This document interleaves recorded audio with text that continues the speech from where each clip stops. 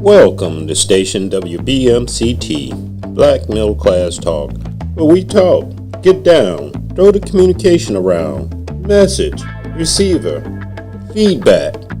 Let's get it on. Your host, CC, and your co-host, EB. Let's talk, communicate.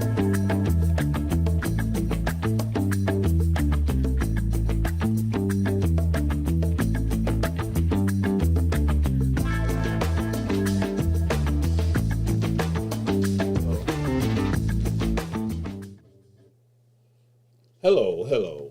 Welcome to Station WBMCT once again. Another week, and we're here to discuss domestic and international news, always on the front end. And once again, welcome to Station WBMCT.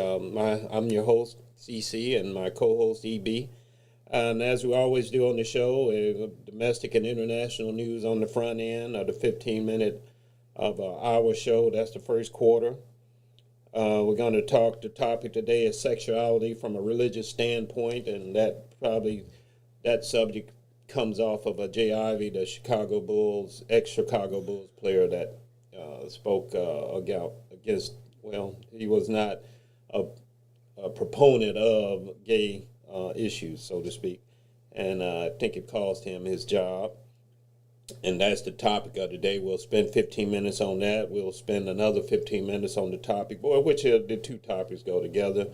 And then at the end, as always, we have a good, probably entertainment, where we talk about entertainment. I think we're going to have a good subject with Don Staley and Gino Ariemo from Connecticut, and Don Staley being the coach from South Carolina. There's that little skirmish there.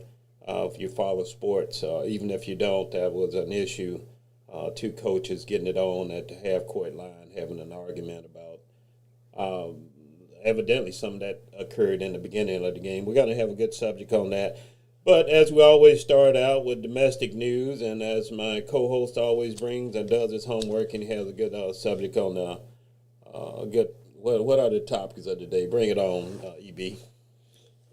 Well, first of all, welcome aboard. Thank you to CC. Like you said, it's Black Middle Class Talk, and as each week we go about and we try to give you as much as the nipples. It'd be so much news with the person that we got in the White House now. It's be so much news. You only have an hour show, so there's only so much we can put in there. And the things that I would talk about today, one is that the Strait of Hormuz is a conversation, and Trump everlasting moving the goalposts with his suspenses, deadlines, as he so put them, But what I'm seeing, just looking at it from a financial side, I think that is more of a plan and a ploy because his words matter, and because what he says affects the economic market. When he says that he's not going to, the market goes up. When he says he's going to, the market goes up, and then when he says, then the market goes down. So I think it's a kind of line into that pump and dump that we always speak about. The stockbrokers, when the stock go down, buy, and then when the stock goes up, sell. So that's what I'm thinking that it is. And also another piece that ties into that, Trump went on a rant on Easter. He gave this profanity-laced thing on X, and it was very disrespectful, and it was very mean, and even the Pope got involved in it, with the things that was said, by the president. So, and then the last thing that I would want to say is that they're talking about Amendment 25, and that's when you the amendment that you need to remove the president from office that he feels is not able to complete the duties of the office. And if it ever been stated before with the president, he is definitely one that we should definitely consider, Amendment 25. So those are some of the things that's going on in the world. The Strait of Hormuz, they said that he wants to open it, and he give very confusing message. 1 minute he said that we don't even need the Strait of Hormuz, and based on what they're saying is that it's only 20% of the oil production, and that to me that seemed like a small number, but apparently it means a lot in the economic world. As far as that Strait of Hormuz being ran by Iran. Right. Right. So that's a good synopsis of what's going on today. You were talking about Trump manipulating the market. We call that the pump and dump. Pump and dump. Pump and dump. In other words, what that means is when Trump says something, the world reacts, and he already knows how the world is going to react to a bad situation. Let's say, what was it? Not that he did on this case. In this case, as far as the war was concerned, that was just a miscalculation of incompetence. I don't think they were really intending to drive the price of oil. Maybe they were, because Trump does owe the oil companies what they gave him. They gave him $1 billion for his election, so maybe this is payback. They'd have made that money back, I would assume, and more. We can look at the gas prices that we pay. And by the way, there's no, this is a world global. That's what I don't understand about the Trump administration. They don't understand they're I think, 60 years behind the times, that we are a global world now. You can do something on the other side of the world, it'll affect us on this side of the world because the markets are all combined. We go in the supermarket, and that's why these pears don't taste like they're artificial because they're being imported from who knows where in the world. And it's kind of a compliment to the world to work together, that you can, get goods from one side of the earth to the other side of the earth and nothing flat due to the shipping channels. Another thing you talked about was the 25th Amendment for the president. And I think that's a viable subject right now. It was always, he shouldn't even been elected. He wasn't fit to be in office from the first place. He committed, I call treason, January 6th, trying to overthrow the government then. Who in the world would go and vote for a man? And that's just tip of the iceberg. So Trump is really not the problem as much as he is the symptom. Because although I think America's, quote, woke now, at the majority of, now we do see that Margaret Taylor Greene's seat was the Democratic guy. He did make a big push. He almost got there, but he didn't quite get over the finish line. So they did return that seat to Republicans. But I just don't, for me, the Trump effect is not what it used to be, but it still exists. That 35% popularity that he has is basically just family and friends and maggots. I mean, that's basically zero. When you get below 35%, you basically at zero. I mean, that's just people that die hard and are not going anywhere. But the fact that he's humming around 35%, we can take that as America's waking up. I say they're woke myself. But okay, that's domestic news. That's what's going on in the crazy of the world. And of course, the international news would be this war that we find ourselves in. Right. And it's an undeclared, was illegal war, because the argument can be, well, every president before Trump has did illegal wars when they act by themselves, when Congress doesn't give them authorization to conduct a war. And if they declare war, like most of them will do this little shaky thing where it'll just be hit and quit it. But Trump can make that argument. Why is it just me now? He can make that argument. All of a sudden, you want to declare war is illegal now because the president starts it. Well, he can go back in history and make that case, can't he? Yes, he can. Because the thing that you're speaking about with Trump is that, like the old saying is that he threw a rock and hide his hand, yes. And that's the perfect example of what he's saying is that with this war that he started, and then how it is that you're going to invoke the war, and then you tell someone else, I need you to help me with this war. Clean it up. Yeah, clean up. Clean up my mess. And he's saying, clean on aisle 5. Yeah, clean up in the Strait of Hormuz. Is that, and they asking the question as this argument they keep going back and forth between Iran and Trump. What he's saying, what they saying, because to me it's clearly being shown every day that the Iranians is showing the American people that their president is a liar. And the reason why they can say that he's a liar is that between Trump and then there's also now is being said that HESEC is not giving Trump the full scoop of the war, because they saying, the Navy, non-existent. They have no air defenses. So basically they're saying is that we can go over there and do anything we want. But then again, meanwhile, last week we had 3 airplanes that got shot down. And let me jump on that point real quick. Because, who would have thought that this man would lie and send these men into danger like that? I don't know if he didn't know, or if he did know that all the capabilities wasn't dismantled, as he said. They have no more radar, they have no more Air Force, they have no more Navy. And so they just roll up in there like everything's clear, right? And next day, like you say, 3 aircraft go down. In fact, in Kuwait, under friendly fire, how many was that aircraft was that? Was that 3 there? It was 2. 2? Right. And so when you have an incompetent commander-in-chief and everybody below him is incompetent, then they fire the competent people. Oh, man, what could go wrong with that, brother? Right. What could go wrong? Everything. And everything has went wrong. You bomb a girls' school. Right. I think you did a double tap on that, as if the little girls were going to come and destroy America. This is a disaster. That's an embarrassment to America.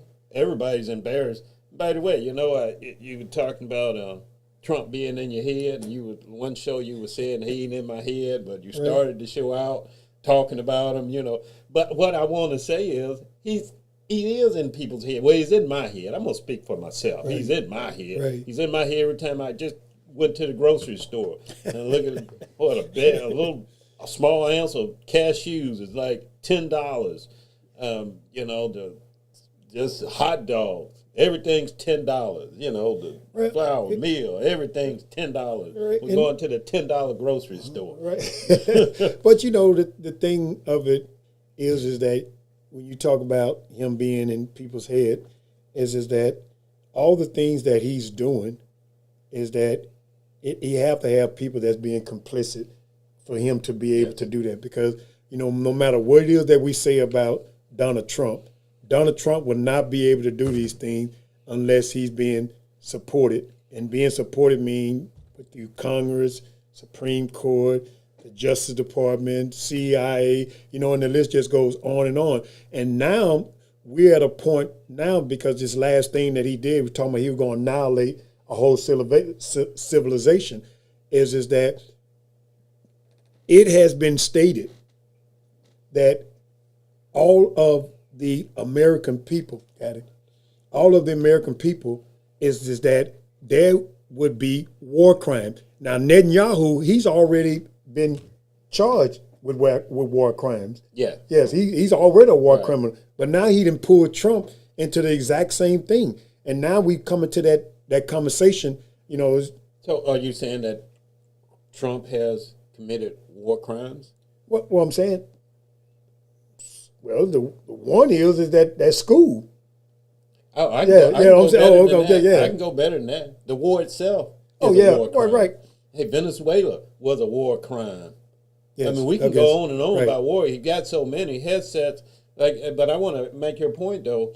Trump is not, he's a symptom. He's not the cause. Right. He's a symptom. Right. All those branches that you just talked about, he's really broken them down. You said the Supreme Court. Right. You said Congress. Right. You said the CIA, which gave him no, what's her name for the CIA? Not Christy Nolan. Gabritos. She's intel. Which CIA comes up on it. Yes. She gave him no advice on the war because she's incompetent. And then it's just unqualified. So she should have been up front and said, "Hey, this is a bad idea." Right. But so you named those things. I just wanted to make. It's not going to be. It's not going to be any. And that's the part that I'm talking about as far as all these people being complicit. There's not going to be any of that. Is that for them to give him the information? Is that how is it that you say when the king speaks? Is that don't the old thing on the wheel? Don't nobody bring me no bad news. Yes. And that's the way that's what Donald Trump is, and he has the people in place to do that. No matter how bad the news is, they're gonna frame it to make it seem like it's a positive towards him. Right. Like he was the other day when they talked about that pilot that came back. Headset, the guy Ratcliffe, from CIA, all them guys in their speeches, they say his speech was 20 minutes. 18 minutes was spoken about how much the leadership of Trump is.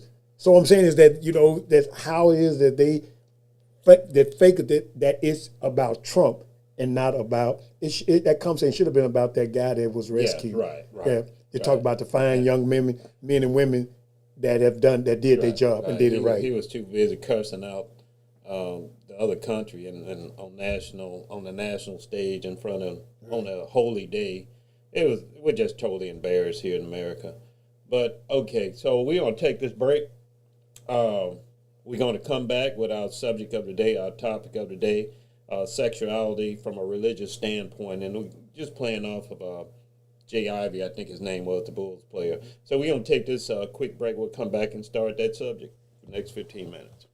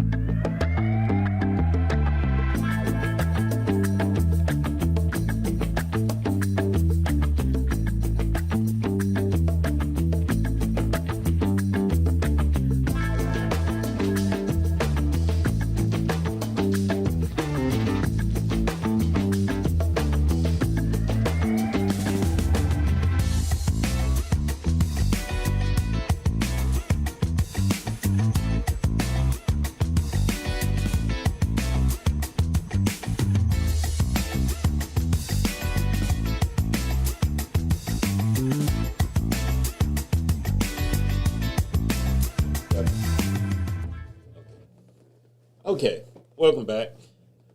All right, let's get the topic of the day, sexuality from a religious standpoint. And this topic comes up because of Jay Ivey, and he was a Bulls player. Well, I think he was maybe a Bull player for 2 weeks. He got recruited from Detroit, was it? Right. All right, he came in, and within a couple of weeks, somewhere in there, he spoke about immorality of gay relationship or gay LGBT. Right. He spoke, said it was an abomination, or whatever words he used. It wasn't good. He was speaking from a religious standpoint. And then recently, I saw him doing his own protest somewhere with a few people on the same subject. So he has some strong religious convictions. We'll say that we can say that for certain. If you lose $1 million, I'm sure he's making a couple of $1 million dollar contract over your religious convictions. Well, that you believe in what you're saying. I'm not saying that you're right or wrong, but at least I can say that you believe in what you're saying. Don't you think so? Right. Right. Yeah. Like say you can. Did I explain that right though? Right, Is that right. what happened? Right. And by the way, now he's out of a job because the Bulls cut him loose that quick. Because this, I'll just say up front what my point of view is on it. We have this thing in America called First Amendment. Yeah, you can say pretty much what you want to say. It's freedom of speech, as long as you don't incite some type of violence or say directly that you want to hurt or kill somebody. Not that. Now, that doesn't go into freedom of speech because you're actually talking about committing a crime. And so, but as far as Jay Ivey, what he said, the government is not going to come down and swoop him up and throw him in the jail.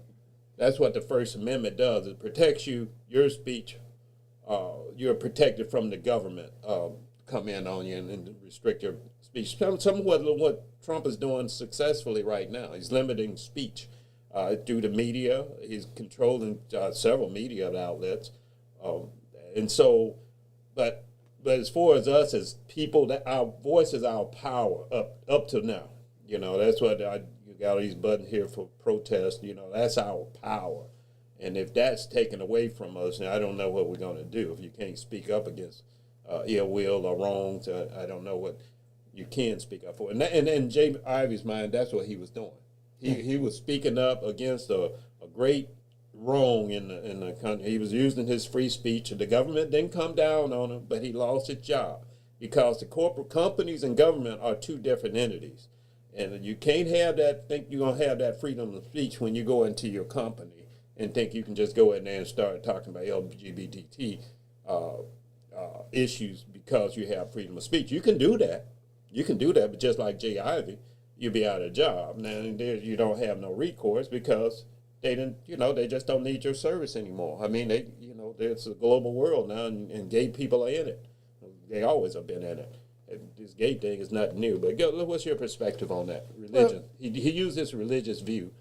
Well, he used his religious beliefs, as far as like, and then like you said, the subject is, sexuality in relationship to religion. Is that yes, people can wear their religion on their shoulders. You have that right due to the First Amendment. But the problem that you have with that is that who it is that you express your religion to or in front of, as you just stated, is that he's without a job now. Do he have any recourse to go back to the Bulls and say, hey, y'all unfairly fired me, or y'all unfairly let me go because I'm just speaking my religious beliefs. Yeah. But then again, and it's not like that he was walking around with it on his jersey while he's at work. What he talked about is when he was off work. He talked about it on the podcast. So then you start asking the question. I think we got into this conversation last week. Is that what your rights are, and who you express your rights in front of. Right. Right. Yeah, because he has the right to express that. So when I talk about it's a lot of it within the Bible itself. It covers a lot of different areas. It covers incest. Lot and his daughters in Genesis. And then prohibit that. Homosexuality, incest, adultery. That's in Leviticus. So throughout the Bible. So we asked the question. That was the Old Testament, by the way. Right. You got a few in the New Testament? Yeah, in the New Testament, it's 1 Corinthians and in Matthew, when they talked about, emphasizing purity, restricting sex to marriage. Right, but that's not gay now. And the reason why I'm jumping in is because this is a known fact that in the New Testament, in the first 4 books of the New Testament, which we call the Gospels, there's Jesus. That's all them. If you got the King James, that's all those letters in red. Right. That Jesus doesn't address homosexuality, not at all. Right. That's the first 4. They call them the Gospels. Now, you quoted a lot of scriptures from the Right. Old Testament, which is Right. very true. That's everything that he be cited. I'd say is there, and then some, as far as the gay thing, the gay issue. Then okay, you come to the New Testament, which is Christianity. The Old Testament, for those who don't know, it's Jewish. That's the Jewish book, Judaism, all the way. And then we get to the New Testament, meaning new, a New Testament between God and man, according to the Christians. This is where Jesus comes up on the scene, right?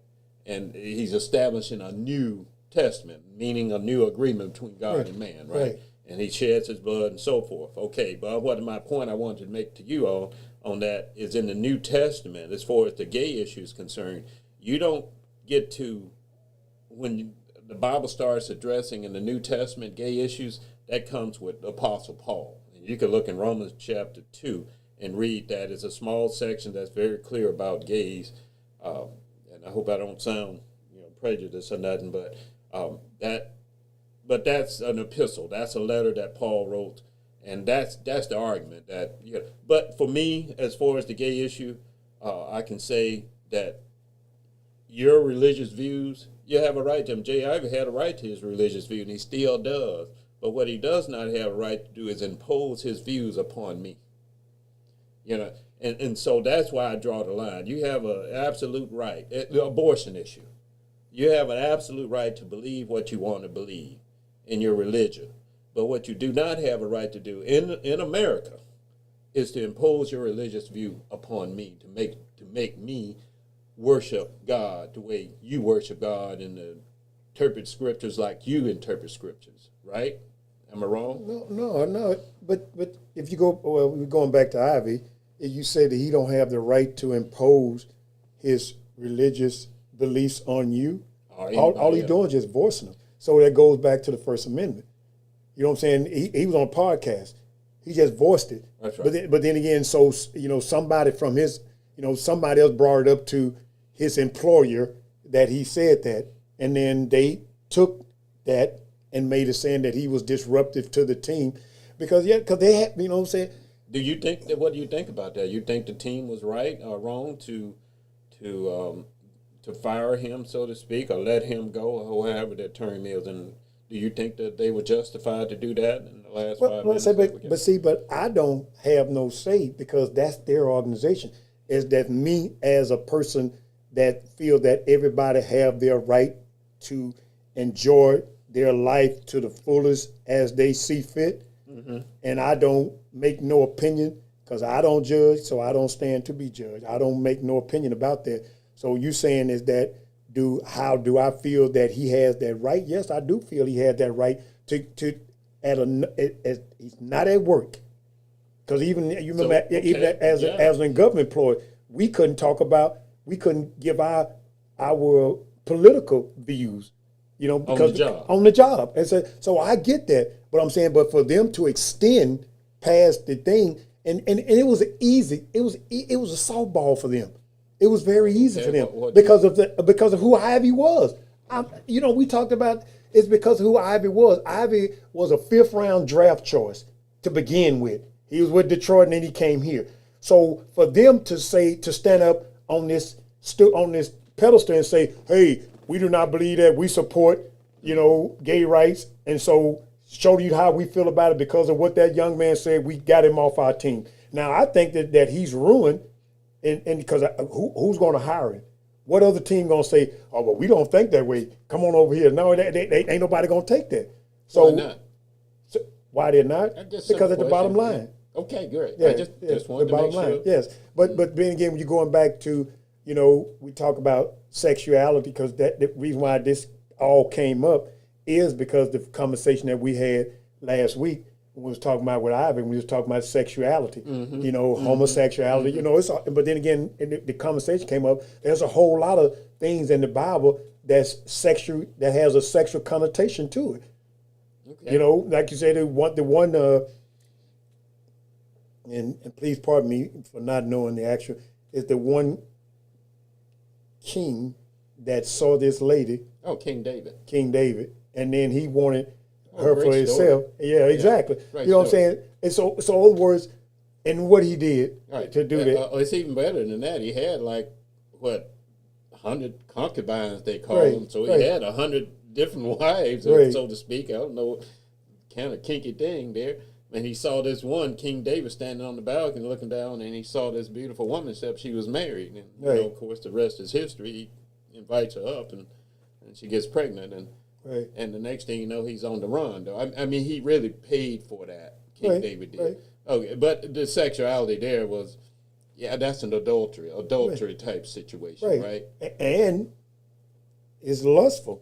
Yes. Lust is a sex act, too. Right. But your view on it, getting back to the company, but I'm gonna say in the organization or NBA basketball, any sports, professional sports, I think he's under a different set of unwritten rules. When he did that post that talked about gays, he should have known that he's being a public figure, Bulls being a public organization, you done walked into a minefield. You putting them out there now because now that video, you're not like EB and CC. We can say things. How many views? What we got? Maybe 19 people watching this. Well, I mean, at the most, we're gonna spend 19 people. They not coming to spending no money nowhere on our behalf. But when you got a representative, a person in your organization who espouse these views, and for all he know, he might have gay people on the team. Might have some gay coaches, gay assistant coaches, gay medical people. I mean, and that hurts the team maybe. So I can understand. So that's what that argument is. I can understand the team's standpoint, especially in disruptive to the team, disruptive to the in the organization. Now they got to deal with this because people want to know what you're going to do.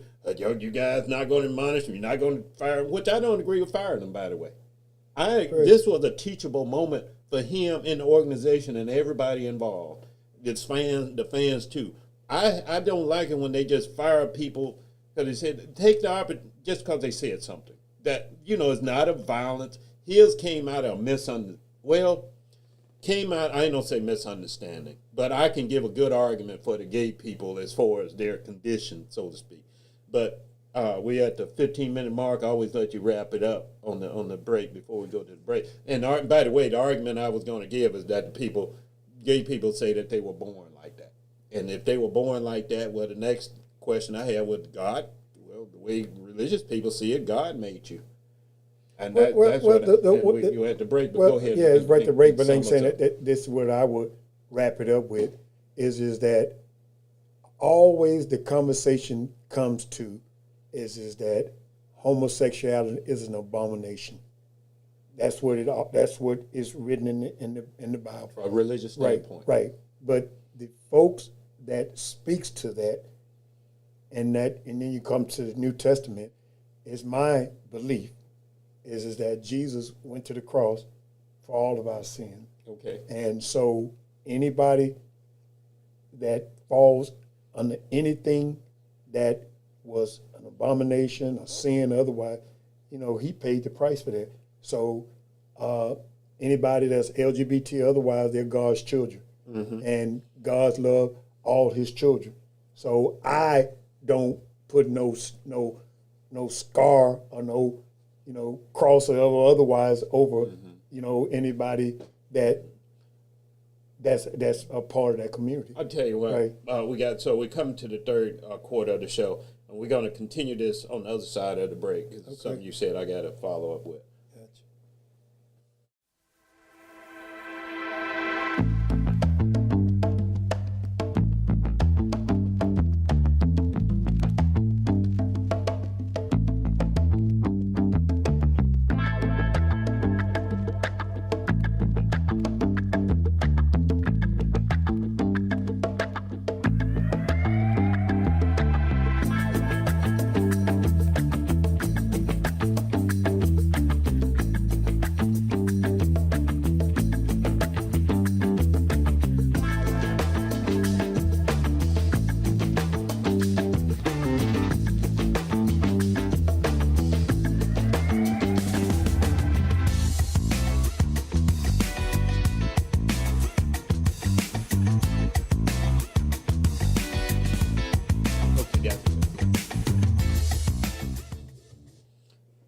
Right. Welcome back. Was the third quarter of the show. When we left, you were saying that because on the subject board, the reason why we're going to continue with the subject, because this is directly on the subject board, and sexuality is up on the second column coming down, the second word down there, coming down. So sexuality, and you can bring us back in here, the sexuality is a subject, I think, that black people, as far as the gay issue is concerned, is nothing new to us. We've gone to church. We always have this. We have this stereotype of gay musicians leading the band. Not the band, but the gospel. When you go into church, I ain't been in years. I don't know the choir, and so the choir, and we have this with black people. The gay issue is nothing. Shouldn't be anything new. What's new about it is the acceptance of it in our lifetime, in my lifetime, because I remember when I was coming up, gay was not shined upon very well. In fact, you could get physically, you could be in jeopardy, so to speak, and that was there. And I'm just telling a fact. But we understood gay people, as long as they didn't pronounce their gayship, so to speak, they were good. I guess is the best way I can say it. But in today's world, like you say, I think they've made a good case for themselves. Well, at least for me, because I'm totally 180 from what I used to be. I'll just say that up front. And I've done my share of gay bashing in the past. I'll just admit sin, so to speak, up front, which looking back, it was really shameful of it, but, that's the way life is. We make mistakes. And the only reason I say that, I wouldn't do what Jay Ivey did, is because you're hurting somebody. And these things, now, like you say, he didn't impose his religion on me. I'm glad you pointed that out. All he did was said something and might have hurt my feelings, but, yeah, it didn't. Nothing going to cause me to not pay my bills. And so, he's the one that said about, I think it was more of him being a public figure. I'm sure he even had probably fans of his that were gay. And for him, used the word abomination. And that is in the Old Testament. And that's what I say, when we come from a religious standpoint, and especially in Christianity, that's the one that I'm in my genre. But, there are other genres, and, like you say, the gay issue is an issue. And it's nothing new. I mean, gays go back 5,000 years, the beginning of time, so to speak. This is nothing new to the world. Romans, the Greeks. So that that's my spiel on the gay issue as far as abomination is concerned. Well, but the topic that we chose today, and it was about sexual reference and how it ties into Bible, and so a lot of the things, adultery is one, one thing, incest is one. These are all things that are written out throughout the Bible. But then again, my thing is that how it is that, is there, when you start talking about the Bible and sin, right? Mm-hmm. Is that why is it that people are so quick to choose what they consider to be the worst of it? So, that word abomination, it has a whole lot more to it as opposed to somebody telling a lie. Okay, so you're saying that there's different levels of sin? No, I'm saying is that how people are able to use that, and I'm saying as far as like what I was talking about in the Bible, when I was talking about, it's written in the Bible that, homosexuality is an abomination. But then again, I feel that all God's children are loved by him. Mm-hmm. So, and as you said, is that it has been said to you is that a lot of folks that are gay were born that way. Mm-hmm. Okay, but I don't make no judgment, opinion, or nothing about that. I'm just talking about the person. Yeah, from their own words now. I was saying it from their own words. That's what they say. That's what they say, that they were born like that. Now I didn't, and I just said that I believe it. I right, what I'm saying, it ain't ours to judge anyway. Yeah, right. You know what I'm saying? So, right. Like I said earlier, he who judges stands to be judged, and so I don't make no opinion about it. All of them are God's children. And the thing with the Ivy guy, he made a call.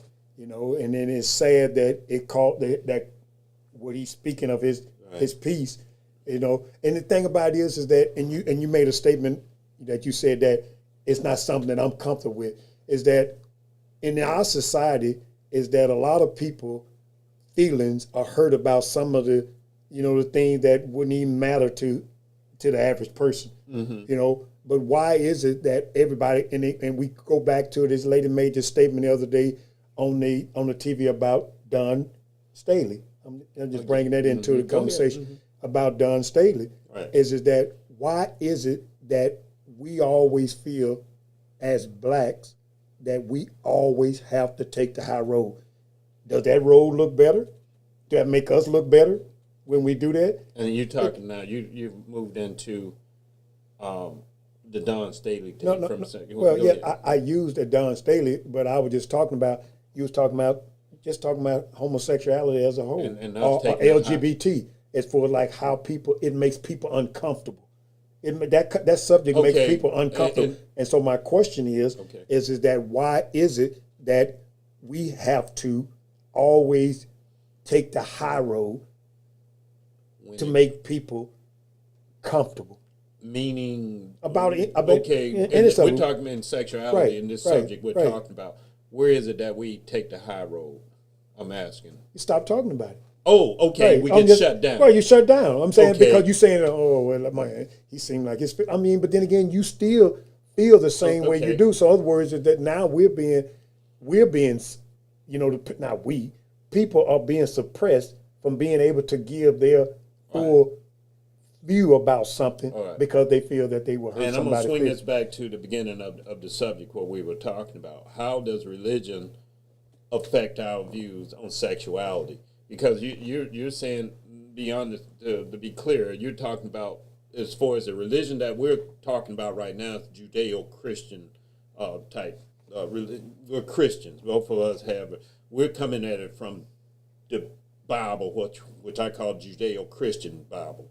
And it's Old Testament, New Testament. We ain't got to the Quran, which I don't know. I'm not an expert in that whatsoever, or the Jewish Bible, Judaism just by itself. So we're coming at this from a religious standpoint. You know, atheists may come at it from a totally different standpoint. Buddhists may come at it from another standpoint. And so I just want to let the audience know, we're coming at it from the Judeo-Christian Bible. That's why you keep saying abomination, which is not in the New Testament. And that's why you're talking about grace. And when Jesus Christ comes, he's talking about grace and mercy. He's not the letter of the law. Jesus is he's putting the Old Testament to rest. Now, sin is a sin. And when you come into Christianity, the Bible writes that when a man knows to do right and he doesn't do it, to that man it's a sin, right? So we're under law of grace and truth. You know, this grace, as you say, all sins are washed away as far as the Judeo-Christian point of view. But I just want to clarify that the standpoint that we're coming from is definitely a bias when you start talking about the Bible being a Christian, you by default, I think you come in any subject with a type of bias. And I think religion does that to us. It gives us in our discussions, bias. But I'm going to get to your point, too, that we can't, and this is why I disagree with J. Ivy, is that situation with the Bulls, rather, the Bulls and J. Ivy. That whole situation was a teachable moment. As you say, we shouldn't be afraid to voice our viewpoints if it doesn't really hurt nobody per se. In other words, it was a teachable moment for J. Ivy and the Bulls, and I thought they should have been a little bit more patient. I think everybody should be patient with everybody. You meet a person where they are. Right. And I think if we need to be, these conversations, people shouldn't be, as you say, I'm agreeing totally with you. You shouldn't be afraid to voice your opinion. As ignorant as it may be, as long as I would say with white people, here's a good example. And for me in my lifetime, I've learned that there's two types of bigots that I always had to deal with everywhere, and in my life, and continuing today. There's the malicious bigot, and there's the Archie Bunker bigot. The malicious bigot, that's the one that you have to watch. The Archie Bunker bigot, he don't really mean no harm per se. He's just ignorant. You know, and we all have that moment. You know, I've said some things about gays and, that being ignorant. But I wish, looking back, or even now, that somebody that can approach me the right way and say, hey, man, I heard what you said there. I just want to discuss that. Because I don't, in a calm way. Right. Instead of blowing up, getting mad at me, screaming at me, and firing me from a job, that ain't helping nobody. What I'm saying is we need to discuss things. That's what the show is about. Let's discuss things, get it out in the open. Not that we're right or wrong. Sometimes just all out wrong, but somebody can correct us. I'm open to that. Right, but and you go back to the sexuality and religion. In my experience is that from the black side of it, is that that has always been taboo for us. Yeah. Yes, yeah, and it's just something that we have never just addressed head on. For the longest, like you said, it was always known about the homosexuality that was going on, but it was never spoken about. And in that note, do you think where we are now we we're still in that same place. It's still taboo to talk about. And another thing, I know gays can't be more than, let's say, it's like 1% of the population or something. It's very low. Right. But every time I turn on the TV, gay males seem to be dominating as far as the talking heads. I find that we have an imbalance on representation. Now, that's going to set me back again with the gays. I get that. But I'm just saying, it's like, how can you be 1% of the population, but 75, 80% of the news head, talking heads on TV? Am I wrong? I'm like saying that ain't proportional.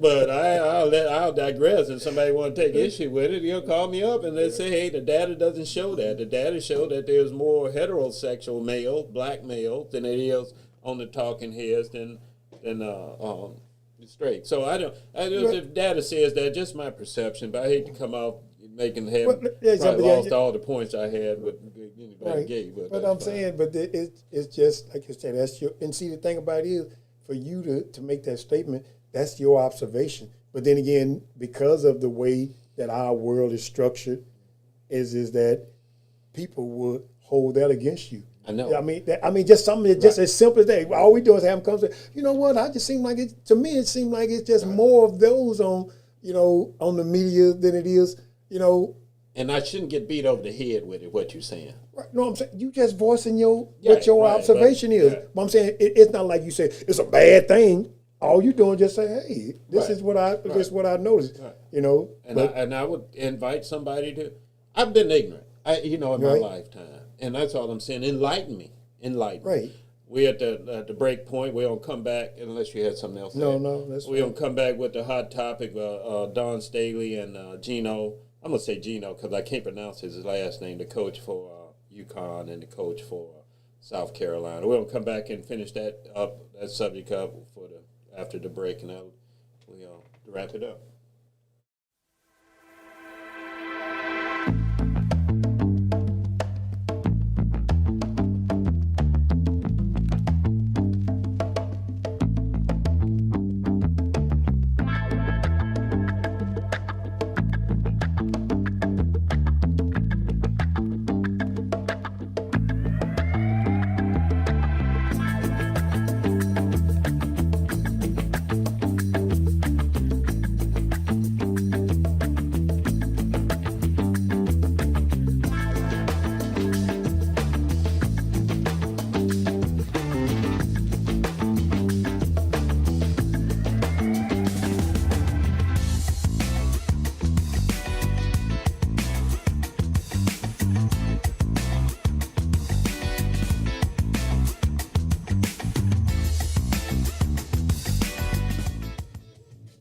All right, welcome back.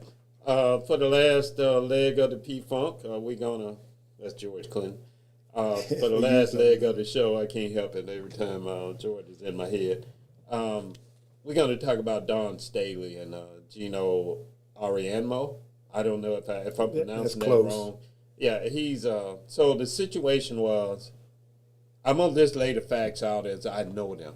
Evidently, we got two big coaches, a black female and a white male. They in legendary status. They're active coaches. They have won their share of championships. Well, Dawn Staley, the young, she's not that young, but she's in that talking category of being one of the greatest coaches for women's basketball, only because she's been to so many championships and won a few. And now, evidently, they have in the final, they made it to the finals of the NCAA Women's Championship. Evidently, something happened. Well, what happened at halftime? I mean, at the end of the game, after the UConn, the white male coach team, they lost. They were shaking hands. They were coming as they always do. For sportsmanship, how they line up and they come and they, greet each other and say good game, whatever. But evidently, the white coach said something to Dawn Staley, the black female, and she didn't react very well to it. And actually, it blew up like an all-out, minus the physical scrappiness of throwing the blows. It was a fight.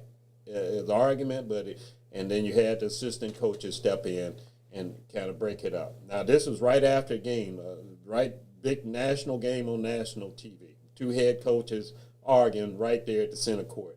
And they took the head coach. They kind of, the ones in between them. They geared him around and they kind of steered him back to his bench. Of course, they steered him the wrong way. He had to make a U-turn, come back past Don Staley, and because they had time left on the clock. They had .01. Okay, so they had to finish. So they had to go back and just put the ball back. Okay, in. so maybe he was leaving, had to come back, and she goes off on him again. So it was an all-out mutual. I call it mutual combat fight. I didn't get to. He started it, and by the way, he took responsibility. The initial letter, because he had lost the game, but the initial letter that he gave, he apologized to the staff, his staff, and his conduct, and but it was noticeable. He left Don Staley out of the letter. Okay, and everybody jumped on that because they were saying, well, he started a fight, he's supposed to apologize. And to his credit, later on he did. I don't know if somebody spoke in his ear and said, hey, the fight is over, isn't it? And he said, yeah, it's over. Well, then you might need to write another letter. So he wrote another letter. He included her name, and he said directly to her, he apologized. To me, it was mutual combat. I hear the murmuring about, the white male don't like the black female up and coming, and this and that. I've heard the murmuring, and not that, I get that. I'm black, but I don't think that was the case here per se. Now, you can make it, and the reason why I say that, the man just lost the game. Like most people, when they lose, they're not feeling it. And what he said he was upset about was that she had him waiting for 3 minutes before the game at half court when it's supposed to be tradition that head coaches come and shake hands. I think the confusion was Don Staley had saw him before the game. They did greet each other. She didn't. She wasn't even thinking anything of it.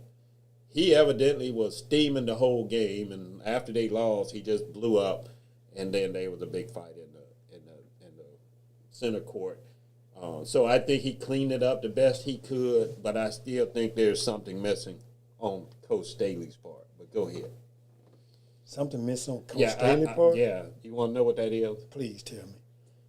These are two head coaches of two major organizations. Okay. Now, this is going to go to your point. What happened when he shook her hand? He must have said, ain't no doubt about it, he said something smart to you. What I'm saying, whatever the reason was, it was a fight. The result was the same. Who's looking at this besides the nation? You got players behind you on both sides who look at you for examples that you're a leadership. And so, going to your point, we always let things pass. Like you were saying, black people always got to be the one to suck it up. Now, always got to take the crap and this and that. In this case, I think it was well-deserved for Don Staley to suck it up, get the man behind closed doors, and then go off on him. Because it didn't look good for either organization for the head coaches to be arguing in center court. Now, can the players do that? No, they can't. But that goes to that narrative that what I've been talking about. And that's what I talked about earlier, is that you saying is that Don Staley should have just sucked it up and got him behind a closed door.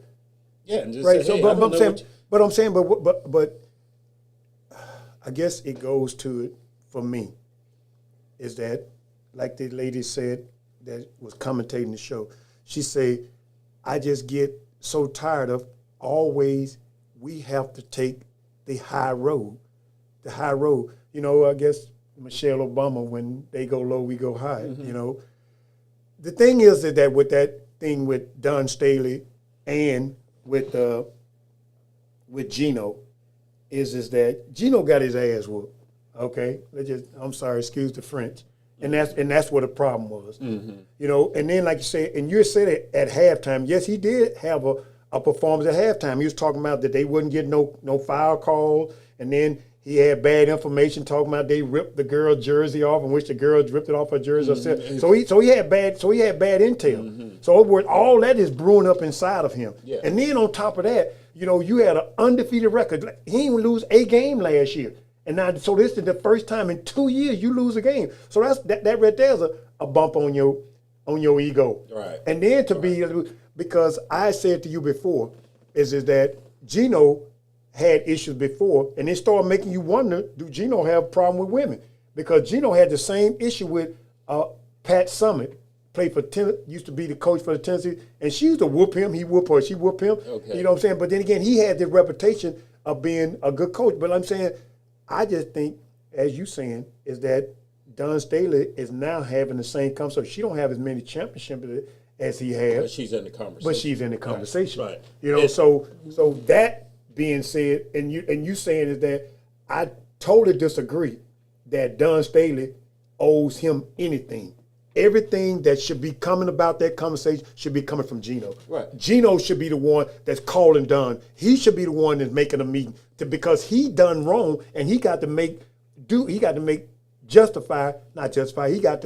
right of his wrong. And he owes that to Don Staley.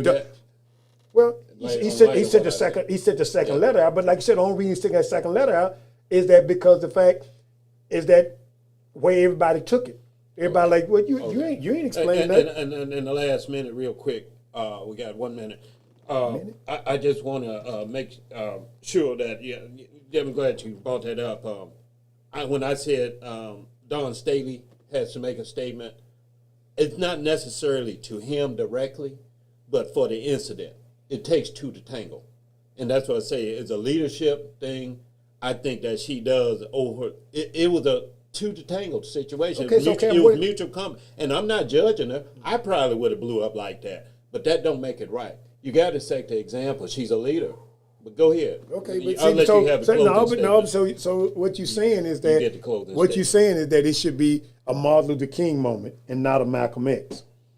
Or a Christian moment.